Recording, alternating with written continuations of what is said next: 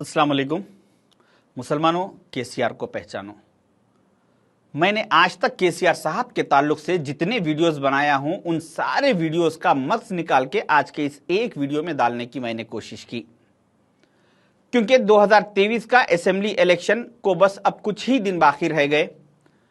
तेलंगाना में कांग्रेस और बीआरएस के बीच में मुकाबला है, तो अभी हमेशा की तरह इस बार भी तेलंगाना के सारे उलमाए दीन, मशाइखीन, दानिशमंद हजरात, सोशल ऑर्गेनाइजेशंस, इस्लामिक जमातें, ये सारे लोग किसी ना किसी एक पॉलिटिकल पार्टी का तायीदी ऐलान करने वाले हैं।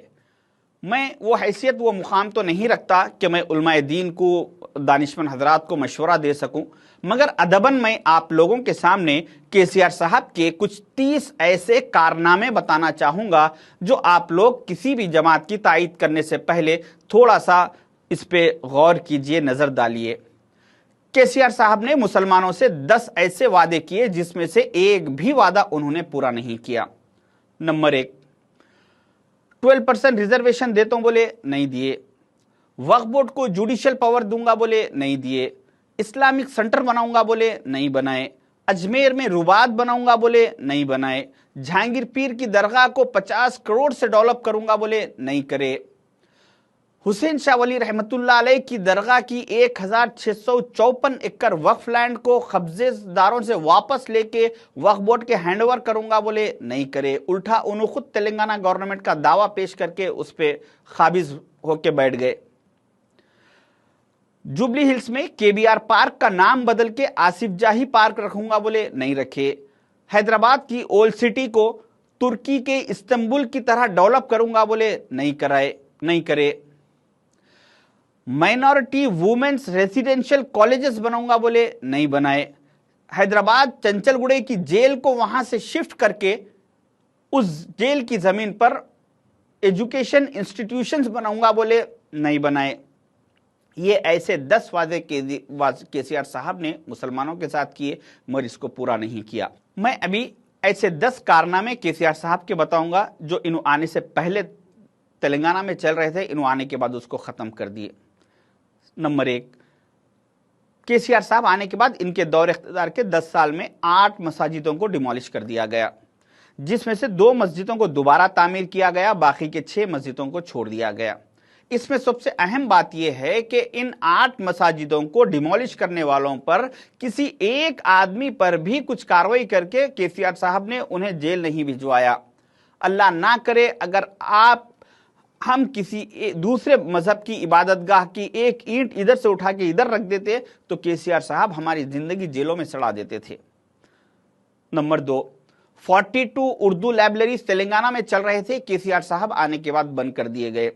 51 माइनॉरिटी इंजीनियरिंग कॉलेजेस चल रहे थे, उसको बंद कर दिया गया। 65 माइनॉरिटी कंप्यूटर ट्रेनिंग सेंटर्स चल रहे थे, उसको खत्म कर दिया गया। तेलंगाना के सारे यूनिवर्सिटीज में से मुस्लिम वाइस चांसलर्स को खत्म कर दिया गया।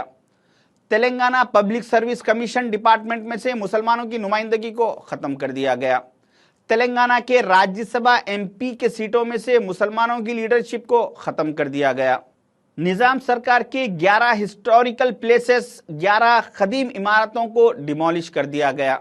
2014 में असेंबली में वक्फ बोर्ड का रिकॉर्ड सबमिट किया गया, जिसमें यह बताया गया कि वक्फ बोर्ड की 77,000 एकड़ वक्फ लैंड तेलंगाना में मौजूद है। अभी जून के महीने में 2023 में फिर से रिकॉर्ड चेक किया गया तो उसमें सिर्फ 23,000 एकड़ वक्फ लैंड मौजूद है, यानी 54,000 एकड़ जमीन इनके दौरे इख्तियार में खत्म कर दी गई। आलेर इनकाउंटर में 5 मुसलमान बच्चों की जान चली गई। ये ऐसे 10 काम केसीआर साहब के दौर इख्तियार में हुए। मैं अभी ऐसे 5 और बिल आपको बताऊंगा जो केसीआर साहब ने सेंट्रल में बीजेपी का सपोर्ट किया। आर्टिकल 370 में केसीआर साहब ने मोदी जी का साथ दिया। ट्रिपल तलाक के बिल में अपने एमपीज को पार्लियामेंट नहीं भिजाकर उस बिल के खिलाफ वोट नहीं दलवाकर उस बिल को सपोर्ट किया गया। प्रेसिडेंट ऑफ इंडिया के इलेक्शन में बीजेपी को सपोर्ट किया गया। वाइस प्रेसिडेंट ऑफ इंडिया के इलेक्शन में बीजेपी को सपोर्ट किया गया, नोटबंदी में बीजेपी को सपोर्ट किया गया केसीआर साहब की तरफ से। ऐसे में 50 और लिस्ट गिना सकता हूं जिन बिलों में पार्लियामेंट में केसीआर साहब ने मोदी जी का साथ दिया। अभी मैं और ऐसे 5 कारनामे केसीआर साहब के बताना चाहूंगा जिससे उनकी पीवी नरसिम्हा राव साहब से मोहब्बत जाहिर होती है। पीवी नरसिम्हा राव साहब का तेलंगाना से नाम खत्म हो चुका था। उनके बर्थडे सेलिब्रेशन के लिए तेलंगाना गवर्नमेंट फंड में से 100 करोड़ रुपया सैंक्शन करके उनकी बर्थडे मनाकर फिर से उनके नाम को दोबारा केसीआर साहब ने जिंदा किया। पीवी नरसिम्हा राव साहब की फैमिली का पॉलिटिकल कैरियर खत्म हो चुका था। उनकी फैमिली में से उनकी बेटी को लेके आके बीआरएस का एमएलसी टिकट देके फिर उनका पॉलिटिकल कैरियर शुरू किया गया। नेकलेस रोड का नाम बदलकर पीवी नरसिम्हा राव रोड रखा गया। नेकलेस रोड पर पीवी नरसिम्हा राव साहब का स्टैच्यू लगाया गया। हैदराबाद यूनिवर्सिटी का नाम बदलकर पीवी नरसिम्हा राव यूनिवर्सिटी रखने के लिए केसीआर साहब ने सीएम कैंप ऑफिस से बीजेपी गवर्नमेंट को, सेंट्रल को लेटर लिखकर रिक्वेस्टिंग लेटर लिखा।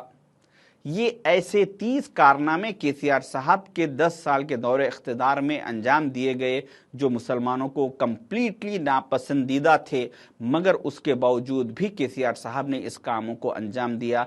और मैं ये आपको खुले अल्फाज में कहना चाह रहा हूं कि इन 30 में से कोई एक बात भी मेरी गलत नहीं है। अगर मेरे पास ये 30 पूरे कारनामों के केसीआर साहब की वीडियो स्टेटमेंट्स है, इसके मेरे पास सारे सबूत है।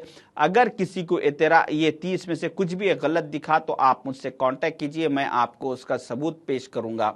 मैं उस तमाम उलमाए दीन से, मशाइखिन से, सारे लोगों से और मस्जिदों के इमामों से और मस्जिद के कमेटियों से और महलों में असर रसूख रखने वाले मुसलमानों से मैं अदबन रिक्वेस्ट कर रहा हूँ, गुजारिश कर रहा हूँ कि आप लोग टीआरएस का तायीद करने से पहले थोड़ा सा इन 30 बातों पर सोच लीजिए। इसके बावजूद भी अगर कोई भी टीआरएस का तायीद करना चाहता है तो उसके ऊपर कुछ बोल नहीं सकते, सबको अपनी अपनी मर्जी है। मगर कौम की भलाई के लिए मैं आप तमाम लोगों से रिक्वेस्ट करूंगा कि आप लोग केसीआर साहब की मुखालिफत कीजिए और आने वाले हमारी नस्लों के फ़ायदे के लिए, हमारी कौम के लिए, कुछ अच्छा मुस्तकबिल के लिए कांग्रेस को दोबारा लाइए। शुक्रिया, खुदाफिज।